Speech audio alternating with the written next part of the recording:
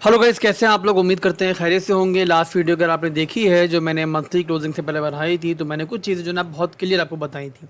एक चीज़ मैंने क्लियर बताई थी आपको कि देखो, जो हमारी मेजर सपोर्ट है नॉर्मली जो हम देख रहे हैं काफ़ी दिनों से, जो बता रहा हूँ बार बार मैं आपको कि हमारे पास जो है ना वीकली के ऊपर 50 मूविंग एवरेज है, वो एक मेजर सपोर्ट है।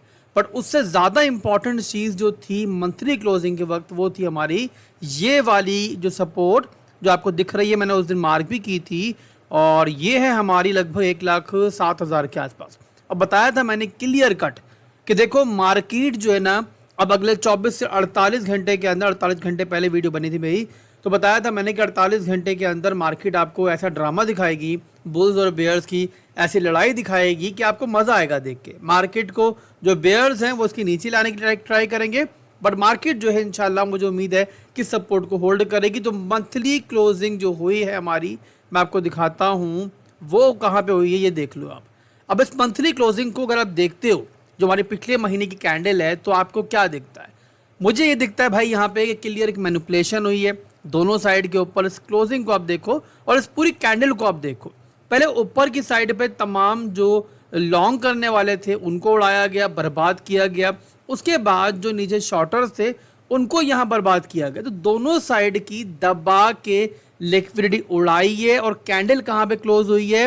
प्रीवियस लो से ऊपर क्लोज हुई है। अब बताओ मुझे कि जो पूरा ड्रामा हुआ, जो हमें क्लोजिंग से पहले जो हमें एक रिट्रेसमेंट दिखी, 1,06,000 के आसपास बिटकॉइन दिखा, क्या मैंने नहीं बताया था कि बिटकॉइन जो है अगले 24 से 48 घंटे में करने वाला है? आप बताओ मुझे। मैं नहीं बताया था कि पर्सनली मैं एक्सपेक्ट कर रहा हूँ कि बिटकॉइन जो है अपनी सपोर्ट को होल्ड करेगा। और साथ ही मैंने ये बताया था कि एफओएमसी मीटिंग जो हुई है ना, ये एक पॉजिटिव चीज़ है। तो शॉर्ट टर्म के अंदर मार्केट जो है मजीद आपको थकाएगी, बट मिड टर्म के लिए ये एक बुलिश फैसला है। तो यहाँ पे भाई क्लियर मैनिपुलेशन के थ्रू लोगों को यहाँ पे डराया गया है कि देखो क्लोजिंग जो है नीचे होने जा रही है। जाहिर है चार्ट सबके पास है, सबको दिख रहा है कि मंथली प्रीवियस लो कहाँ था, उसकी नीचे जाएगी मार्केट तो नेगेटिव होगा, ऊपर रहेगी तो मार्केट थोड़ा सेफ है, सबको दिख रहा है।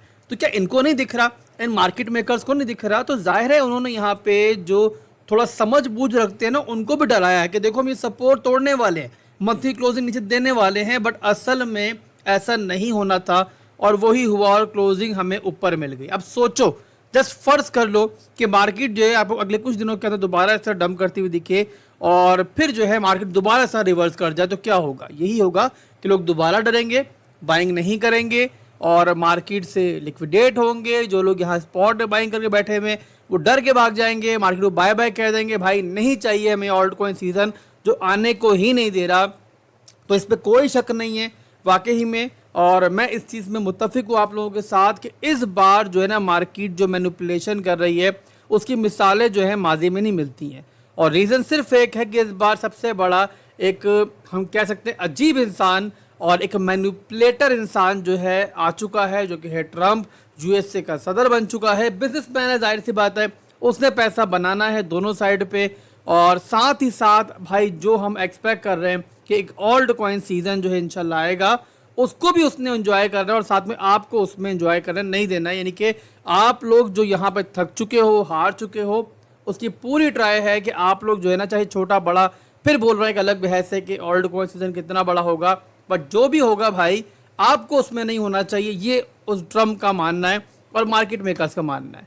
तो ये आप पे डिपेंड करता है कि यहाँ पे आप क्या करना चाह रहे हो। पर्सनली जो मैं एक्सपेक्ट कर रहा हूँ वही मैं आपको बहरहाल इस टाइम समझा रहा हूँ। एनीवेज, अब ये तो हो गया एक हमारा मैक्रो सिनेरियो जो मैंने आपको बता दिया है। मंथली क्लोजिंग जिसके नीचे नहीं होनी चाहिए थी उसके नीचे नहीं हुई है, और क्लोजिंग जो है दोबारा ऊपर हो चुकी है। और इसके अलावा अगर हम वीकली में देखते हैं तो हमारी 50 मूविंग एवरेज जो है वो भी जो है अभी तक होल्ड है, और रिटेस्ट तो खराबी हुई नहीं है। माजी में देखो ना, 50 मूविंग एवरेज जब भी रिटेस्ट होती है ना, ये देखो यहाँ पे, तब जो है हमारे लिए बाइंग चांस होता है। देखो यहाँ पूरे ट्रेंड को आप नोट करो, जब भी 50 मूविंग एवरेज जो है आती है मार्केट यहाँ पे, तो वहाँ पे जो है ना हमारी मार्केट का एक समझ लो कि बाइंग अपॉर्चुनिटी बनती है। जब तक ये ट्रेंड कंटिन्यू है ये अपॉर्चुनिटी जो है बहरहाल बनती रहेगी। एनीवेज, अभी यहाँ पे 50 मूविंग एवरेज तो रिटेस्ट नहीं हुई है, बट फिर एक बात ऐड कर दूँ कि जब भी रिटेस्ट हो आप लोगों को उस टाइम जो है पैनिक नहीं करना है, बल्कि वहाँ पे बाइंग का एक तैयारी होगी। इसके अलावा अगर शॉर्ट टर्म में मुझसे पूछोगे कि आसिफ भाई सबसे इंपॉर्टेंट सपोर्ट शॉर्ट टर्म के सिनेरियो के लिए क्या है,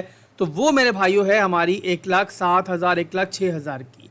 जब तक मार्केट इसके ऊपर है और प्रॉपर क्लोजिंग जो है इसके नीचे नहीं होती है, तब तक हालात जो है बहुत ज़्यादा वर्स्ट नहीं होंगे। बट क्लोजिंग उसके नीचे कभी होती है तब भी मैं ये एक्सपेक्ट नहीं कर रहा कि जो हमारी ये 50 मूविंग एवरेज है वो टूट भी जाए।